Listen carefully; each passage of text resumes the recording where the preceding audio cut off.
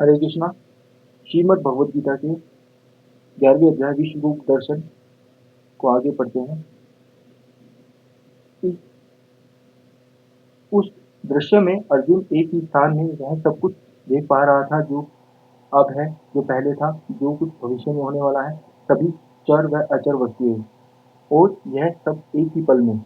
जैसा कि हम इस अध्याय में देखेंगे, श्री कृष्ण के विश्व रूप को देखने के बाद जिसे अर्जुन अद्भुत, आश्चर्यजनक, प्रज्वलित, भयानक और विनाशकारी बताते हैं, और भयभीत होकर श्री कृष्ण को एक बार फिर से उन्हें परम पुरुष के रूप में अपना आकर्षक और सुंदर रूप दिखाने के लिए कहते हैं।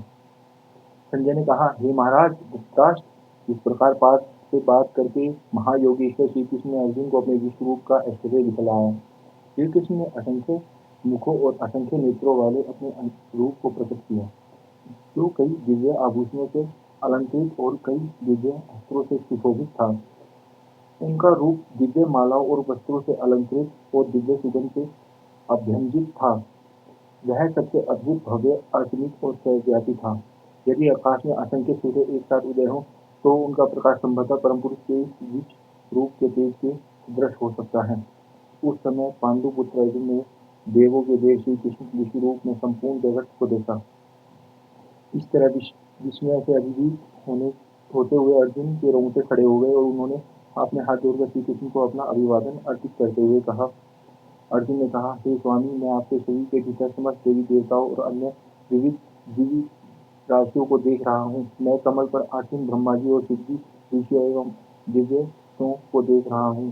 हे विश्वेश्वर, मैं असंख्य भुजाओं, उदर, मुंह तथा आंखों वाले आपके आत्मिक रूप को देख रहा हूँ। मुझे आपके इस विश्व रूप का कोई आरंभ, मध्य और अंत नहीं दिखाई दे रहा। मैं आपके रूप को सर्वत्र देख रहा हूँ, जो अनेक मुकुटों, गदाओं और चक्रों से विभूषित है, और सूर्य के अपार प्रकाश की भांति आपको सभी ओर से व्यापक से दीप्तिमान है, जिसके कारण आपको देख पाना कठिन है। आप वेदों द्वारा ज्ञात परम सत्य हैं। आप इस जगत के परम आधार हैं। आप धर्म के विनाशी रक्षक हैं। आप ही परम पुरुष भगवान है। यही मेरा मत है। मैं देख रहा हूँ कि आप आदि, मध्य तथा अंत से रहित है। आपके पास असीमित शक्ति और असंख्य बाहु है। सूर्य और चंद्रमा आपकी आंखें हैं। आपके मुख से प्रज्वलित अग्नि की भांति निकलती किरणों से संपूर्ण विश्व झुलस रहा है। श्री कृष्ण का विराट रूप देखने वालों में अत्यंत विस्मय और खुशी गान जागृत करता है, लेकिन वास्तव में कृष्ण के भक्त इस तरह के दर्शन से आकर्षित नहीं होते। विस्मय एवं आदर लगभग भय के समान है, और जैसा कि हम देखते हैं, अर्जुन विश्व रूप का दर्शन करते हुए वास्तव में भयभीत हो जाता है।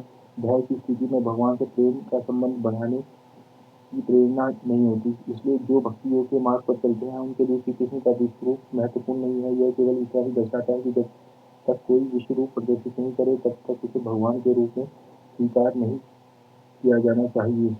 वास्तव में कृष्ण के अलग अलग अवतार हैं, जो ब्रह्मांड के निर्धारित समय पर अवतरित होते हैं, और इनका उल्लेख जयदेव गोस्वामी इस प्रकार किया गया है। हे कृष्ण, मैं आपको नमन करता हूँ, जो इन 10 अवतारों के रूप में अवतरित हुए हैं। मत्स्य अवतार के रूप में आप वेदों को बचाते हैं, एवं कूर्म अवतार के रूप में आप अपनी पीठ पर मंडार पर्वत को उठाते हैं। वराह अवतार के रूप में आप पृथ्वी को अपने गज पर उठाते हैं, और नृसिंह अवतार के रूप में आप हिरण्यकशिपु दैत्य की छाती फाड़ते हैं। वामन के अवतार में दैत्यराज बलि से केवल 3 कदम भूमि का अनुरोध करके आप अपना आकार बढ़ाते हैं और उनसे सारा ब्रह्मांड लेकर उन्हें छलते हैं। परशुराम के अवतार में आप सभी दुष्ट योद्धाओं का वध करते हैं, और रामचंद्र के रूप में आप राक्षसों के राजा रावण से युद्ध करते हैं। बलराम के रूप में आप एक हल धारण करते हैं, जिसके द्वारा आप दुष्टों पर विजय प्राप्त करते हैं और यमुना नदी को अपनी ओर खींचते हैं। बुद्ध के रूप में आप इन सभी जीवों के प्रति दया दिखाते हैं, जो इस दुनिया में पीड़ित है, और कलयुग के अंत में आप मेरे शोक